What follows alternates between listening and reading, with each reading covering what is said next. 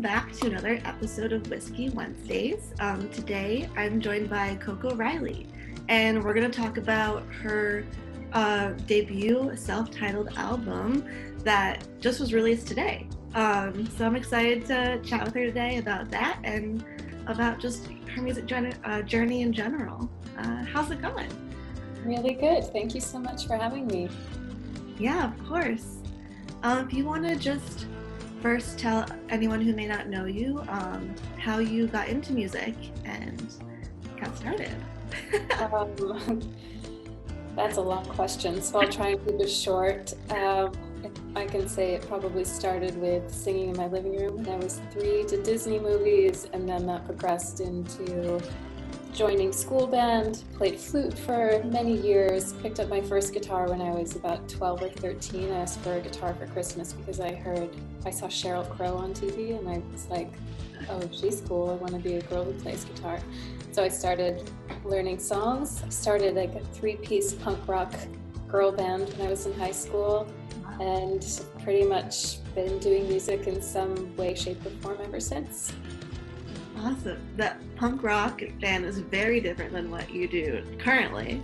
It was of the time. I was brought up with 2 brothers and I was a complete tomboy, and they listened to Blink-182 and Taking Back Sunday and all the emo bands at the time. Yeah. And so I just wanted my brothers to think I was cool, and I started learning guitar and learning, the emo scene. It was all about the emo bands at that time, unfortunately, and thank God it's not online anymore. Oh man, that'll be interesting to compare the two.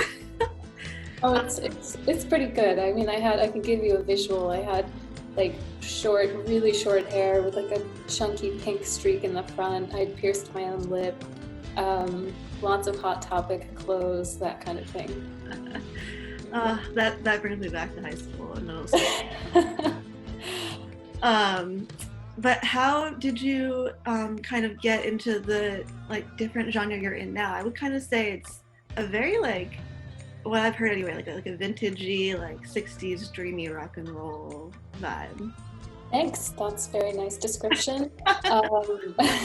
I don't really know. I think I'm not really somebody who tries to get places. I just kind of organically get there through really weird, long trial and error paths. So I quit my old band when I was 18, and then after that I went to school on and off for a while. I thought maybe I wanted to be a brain surgeon, which has nothing to do with music. Just always been really interested in brains and psychology, and so, but everywhere I went, I would kind of meet some musicians and I would end up playing with them, or just whether it was for fun, or I've never stopped writing music. So I've always had hundreds of demos on my computer, and whether I was working a corporate job or going to school or, just trying to pay the bills, living in New York. But I wasn't playing between 18 and 27. I wasn't playing music really at all, just for myself. So yeah, I think I just went through a lot of phases. When I lived in New York, I'd play at Rockwood, and I was like, am I folk now? I don't know, because I was punk when I was a teenager, and I wasn't playing enough to really know who I was or what I sounded like, and I think I just kind of slowly kept chipping away at things and had different people influence me, and I think I didn't really get introduced to really good music until I was older, because I was kind of copying my brothers and punk rock stuff. And then I moved to Indianapolis, actually. I know my timeline's all over the place. Sorry, I've had a weird life. But yeah, I think I moved to Indianapolis and met this band called Margot and the Nuclear So-and-Sos, and they were more of a indie pop band, and so that kind of pushed me more in that direction. And then I got introduced to Bob Dylan and Joan Baez, and then kind of got pushed into Harry Nilsson and the Beatles, and I was like, ooh, what's this? And then everything just kind of branched off the other thing, and here I am. Yeah. It just seems you're really interested in a lot of different things and trying to put it together. into Yeah, that's correct. Yeah, I'm always working on a million different projects. I mean, I'm always doing a million different things. So I'm just a curious person. I like taking things apart and putting them back together, probably to my detriment. I have a hard time staying focused, which is probably why it's taken me 10 years to put out an album. So not always the best thing. here. It's happening. It's happening. It's happening. Yeah, it's very crazy. It's interesting to reflect back on the past decade and just sort of trace the path of how you got there, because there's so many, just, you think you can plan for something, but you can't. I really thought I was gonna quit music forever when I was 18 and never come back, and here I am. I swore off the music industry. I had a really bad experience when I was young, just being told to wear more makeup or to lose my baby weight, exercise more, don't chew gum in front of people, like all of that stuff. And I kind of was just like, fuck you. That's not why I play. Sorry, can I swear on here? Oh, you're fine. Yeah. But yeah, like, I'm a fire sign, so that comes out quickly. I don't like being told what to do. Nor should you be. Yeah, in that regard, I love collaboration. Not in the way where people come in with ideas, but I don't like being told what to do when it comes to, I sat in my room and learned how to play guitar for 5 years, and then when people tell you to put more makeup on or lose weight, you just are kind of like, oh, that's what this world is like? I don't want to be part of this, so. What kind of gave you, I don't know if it was like the confidence or like the motivation to step back into it and work on this album to get it out? I think it was a combination of things, but I think mostly it was a friend of mine, Bridie Elliott, who's a director, and she was doing a short film in New York, and she didn't have a big budget, and she just kind of said, hey, I heard one of your demos through a friend, and I was wondering if you'd like to take a stab at doing my short film. I don't really have any money. And I was like, yeah, sure. And her film ended up going to Sundance and doing really well, and I hadn't played music in forever, so it was just kind of a fate thing. And it kind of gave me the confidence just to be like, okay, maybe I am good at music and maybe I should be doing it. And I was really unhappy in a relationship at the time, and then just in New York, that New York exhaustion can set in after a few years, and I was just like, oh, am I gonna just like keep working at a desk? And the cons of working at a desk versus the cons of being in the music industry, I kind of was like, okay, maybe I can go back into music on my own terms, my own way, set some healthier boundaries, and maybe enjoy it instead of working for other people and building their companies for the rest of my life. Yeah. And I know you moved to Nashville at one point. Is that what kind of made you do that transition? Yeah, actually, well, I left my job in New York, and because I hit a wall, and I think it was like, people say it's your Saturn return, I guess, when you're 27, and I think I hit that because I was working at a sound design studio, and I was like so close to being in music, but I wasn't in music. So it's just like watching people make music all day for movies and then organizing files upstairs. And I was just like, oh, this sucks. So I just decided to go back into music, and to lower my overhead, I was like, where can I go where I can make music and live cheaper and have access to great musicians? And Nashville was that place. Then while you were there, how long were you there? Were you there while you were writing this album? Did that kind of give you any influences? Yeah, Nashville was a huge piece of the puzzle. I got to Nashville, and I was actually still in a relationship at the time that was falling apart, which was for the best. And I met Dom Billett, who's my drummer, and Ron Gallo, and Aaron Ray, and like all of these amazing people, and Ian Ferguson, and Jerry Bernhardt. So just through friends of friends, I just kind of ended up landing in this circle, and everyone's like, oh, do you play music? And I was like, oh, actually the first person to come over was Dom Billett, my drummer. He came to my old house before I had really decided to play music again, and I was like, do you want to just come over and jam? I have a piano in my basement at my house, and I haven't played music in years, and I'm kind of too nervous to play in front of people. And was like, yeah, sure. So we worked on some songs and then ended up becoming friends with Ron Gallo. And Ron is like, I don't know if you know who Ron is, Yeah, but yeah. he's a very electric person and also a very uplifting person. So he was just kind of like, what are you doing? Come to our living room, jam with us. We have a full, like, we have a drum kit, we have everything. Just come be loud and have fun and like remember how to do it again. And I was like, really?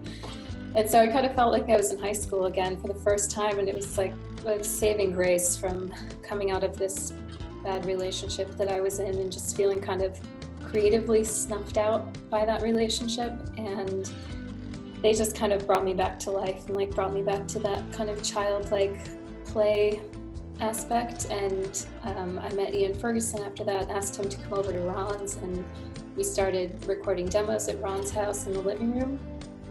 Yeah, it just kind of snowballed from there. So and Ron and his band were actually the first band to back me up in my first show in Nashville, my first solo show. So they were kind of like a really, really supportive and important part of me remembering how to be a musician and encouraging me to be playful and play lead guitar solos and not be afraid to shred and not to be timid. So yeah.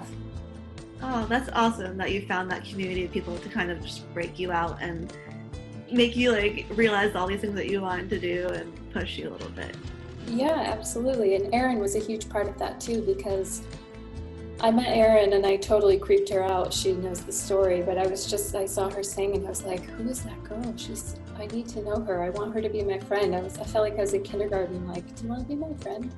And I literally just went up to her after the show and I was like, I think we should be friends. And I was so awkward and weird, and she was like, okay. And then I saw her like a few weeks later, and it was her birthday. She played a show at the Basement East in Nashville, and we went to Duke's after, and I offered to buy her a sandwich for her birthday, and I think she thought I was stalking her. And I just have that kind of intuitive thing about people sometimes, where I just meet them, and I'm like, I think I'm supposed to know that person. I don't really know why, but I do. And so a few weeks later, we all ended up going to like on some lake trip in Nashville, and Erin came, and then we were actually in a relaxed setting where I wasn't stalking her, and she knew that we had some, like, mutual friends. And it was almost Linda Ronstadt's birthday, and I'm a big Linda Ronstadt fan. And I was like, I saw everyone in Nashville doing tribute shows, and I was like, and does anyone just want to do like a Linda Ronstadt tribute show just for fun? Like, I just love her, and now that I'm in Nashville, maybe we could just do something like a tiny show. And so she reached out to some friends and actually turned into like this huge tribute where I met so many amazing women. It was like an all-female lineup, an almost all-female band, I think, but still one of the most memorable nights in Nashville, and really the first time I stepped on a stage and sang again in probably 8 years. So yeah, it was awesome. What was that feeling like when you first got up there and started playing and singing? I'm like, my muscle memory's feeling it right now. I'm like shaking.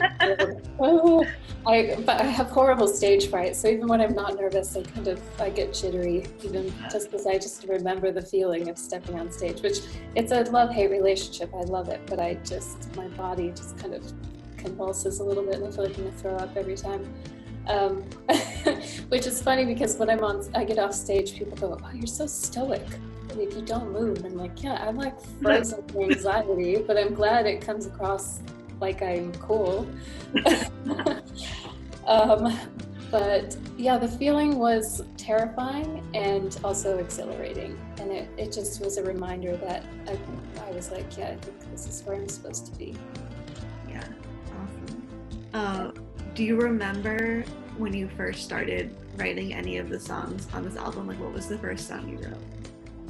I haven't thought about it. It's been like a 5-year process, I think. There's a lot of songs that aren't on the album that I played live in Nashville. But I would say that Suited was one of the earlier songs.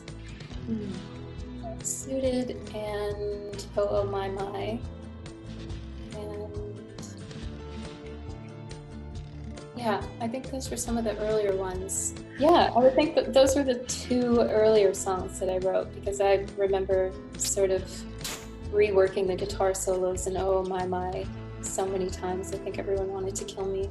And we rearranged that song so many times. It used to have like this big atmospheric drum entrance with the verse, and like later it ended up just being sort of acoustic strumming, but it used to be that song has been played so many different times. Do you like, what were your first kind of inspirations for writing? Was it like this move, like the need to like change of pace, like the relationship that you were ending, or something different? Yeah, I think the relationship that was ending was a huge part of it, because I don't have any bitterness about that relationship. It just showed me a lot about myself that I needed to see, which is always difficult. And I think it just showed me that I was really good at losing myself in relationships.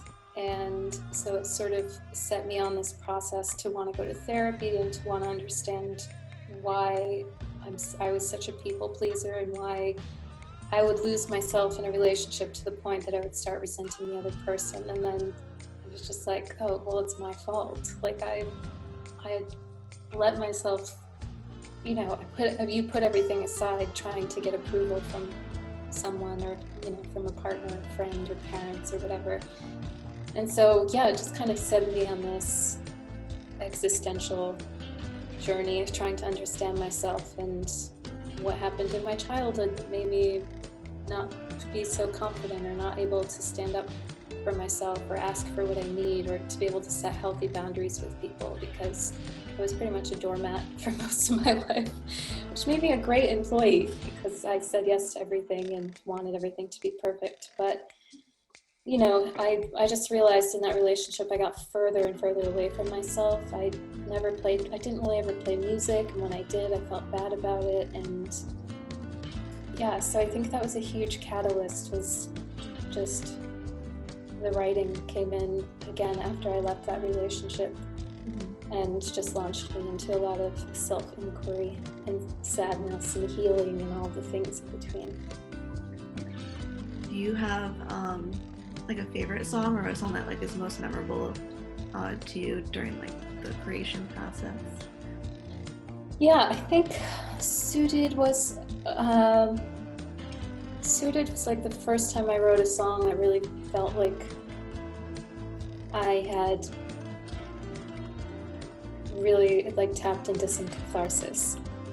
Because you can write a lot of catchy songs, and oh, My is really fun, and it's like more bouncy, and it still has some deep questioning and stuff, but Suited really like helped me unlock some kind of sadness, I think, or some like really helped me release some pain. And I don't get tired of playing that song, so that's always a good sign when you don't get tired of playing one. And also I think Coral, the song Coral on the album, which is not a single, that one was cool because I wrote it in a dream, and like I just had a dream about it, and I woke up in the middle of the night and wrote it, and it ended up becoming one of my favorites. And then probably Be True. I like really slow, dramatic, melancholy songs, so it's a miracle that I wrote anything slightly upbeat for this record.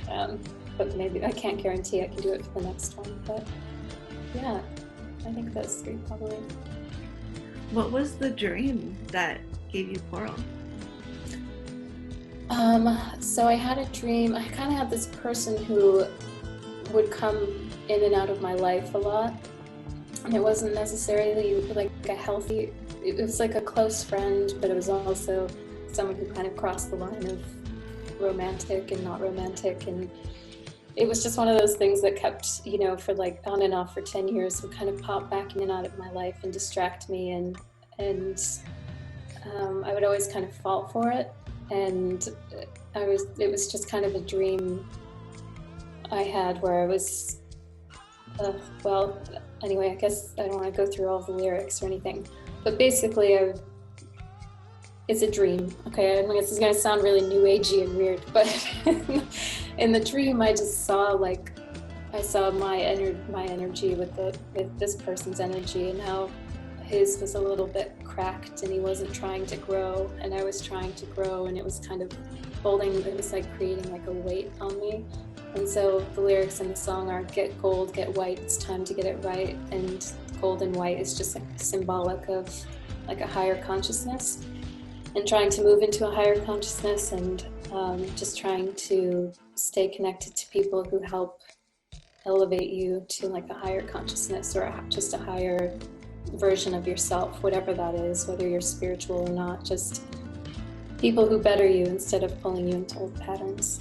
And one of my friends told me once, she's into healing and stuff, and she said that coral was my healing color, so that anytime I felt anxious to put like coral flowers around, or someone bought me coral dishes or something, it's just like put coral around you and it'll make you feel better. And it does, strangely.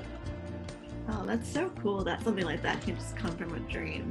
That's also not a dream that I ever think I personally would have. Like, that's very philosophical. It's like it's just like, oh, let me just dream about like my consciousness and this like whole like meaning of like spirituality. Like that's my brain could create something like that. My brain creates too many things that I wish sometimes it would give me a break. But yeah, my dad can back that one up. He says that since I was born, I've been asking questions that he didn't always have the answers to. So I guess, I don't know, sometimes we're just born a certain way. I don't think I can take credit for it. I think my brain's just, I learned how to tie my shoes in a dream when I was 3. I've always been like a very lucid dreamer and had weird dream experience. Yeah. Now that this album is out, what are you doing differently that you wouldn't normally do in like a normal world, you know, because we aren't able to go tour and perform and present it that way?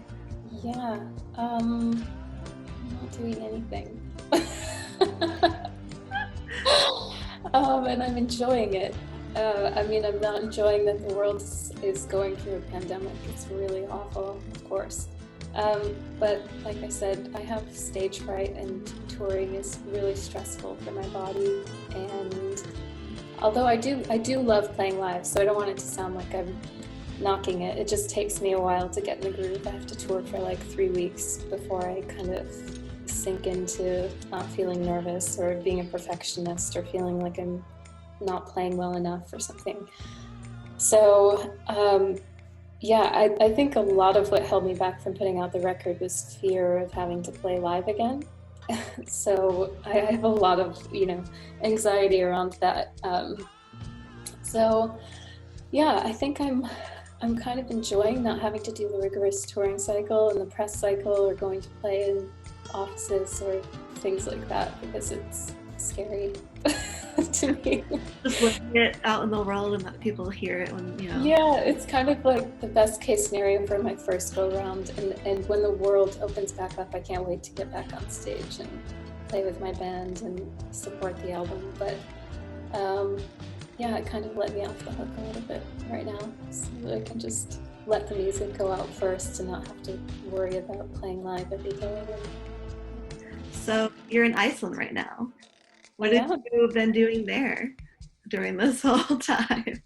I've been enjoying it, but I've also been working on film compositions here and some film projects, which is how I got into the country. Was on a letter to work with an orchestra here up north, and so I feel really lucky to be able to do that, because it was one of the only orchestras that was actually allowed to play during COVID, because they didn't have COVID. So it was like one of the only working orchestras in the world, and as of like over the summer, June through August, I think. And now they have to distance a bit, but they can still kind of do sessions. So yeah, I did that, and I actually finished the record here, because the record was not mixed or mastered. It was just kind of sitting there for 2.5 years, and I was like, well, I'm here, and there's a ton of amazing artists and musicians here. And my PR person called me, who's also a really good friend, and he called me, I think, in August, and he was just like, what is going on? Like, why haven't we put your record out yet? And I was just like, okay, let's do it.